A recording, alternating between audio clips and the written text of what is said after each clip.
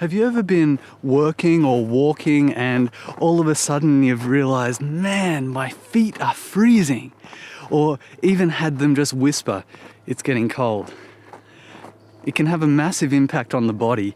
And today we're going to share some mindful insights that can help us to prevent these freezing feet, but also to care for them and to warm them up if they do get a bit cold.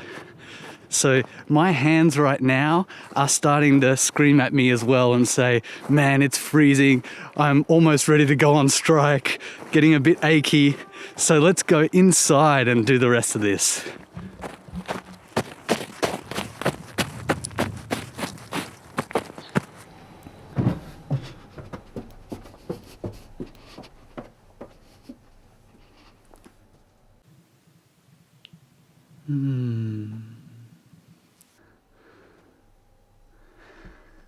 Okay, so bringing mindfulness to cold feet.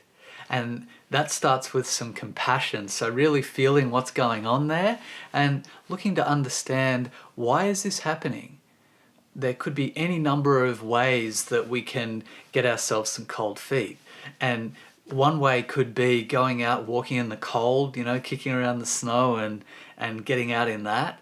And also another thing could be moisture. When we get moist feet and we're in a cold environment, that can become really, really cold on the feet. And that can be from water coming into our shoes, but it could also be from sweat. And then that sweat stays in there and gets really cold. If there's anything that's challenging our circulation, that can also help us to have cold feet. And if you feel through where the heart is and where the feet are, they're a long way away.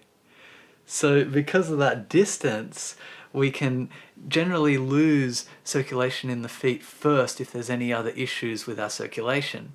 So if we're sitting for long periods, cross-legged or in a seat, we're generally going to get some chill in our feet. If we're not eating foods that are complementing circulation and not eating healthy, that's also going to have an impact. Exercise is a big factor. Also, if we're stressed, our body's going to conserve heat and conserve blood in the major organs, and that's going to have an impact on our feet. And also, if you're a woman, your body does a great job of caring for your reproductive organs and supporting that with great blood flow. And also, if you're a woman, you've got a better chance of having cold feet too, for that reason. And also, as we age, our circulation doesn't tend to work as well unless we take really good care of it.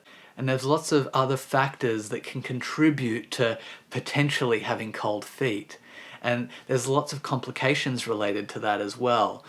Cold feet are a symptom of a lot of conditions, and also they're usually the beginning of other types of chilling in the body. Now, how do cold feet feel for you? Mine usually feel a little bit cold on the skin and kind of almost I can feel the bones or the connection between the toes there, and that feels a little bit chilled as well when they got colder. Sometimes if they're really cold, they'll get tingly. And I can also generally feel a humidity in there as well if it's a moisture related one. And I can kind of feel an air pocket around them a little bit as well. And if it gets down to the arch of the feet, then I know that it's getting really cold, because it's usually only in the toes, and then I can kind of notice it and do something about it. And the earlier that we can notice it, the earlier that we can really give our toes some love, bring our heart to the feet and take good care of them.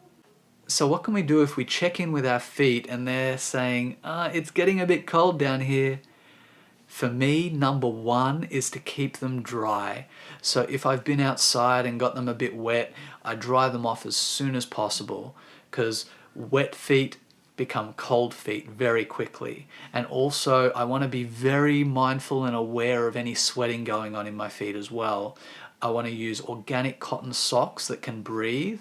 I find wool still gets a bit sticky down there, so I'm a big fan of cotton socks. And for me, coming from Australia, I went on overkill on trying to keep my feet warm when I moved to Europe. And that came with some sweating of the feet issues, and I know firsthand how cold that can become. So I've gone to cotton socks now and really enjoying it. I love my cotton socks.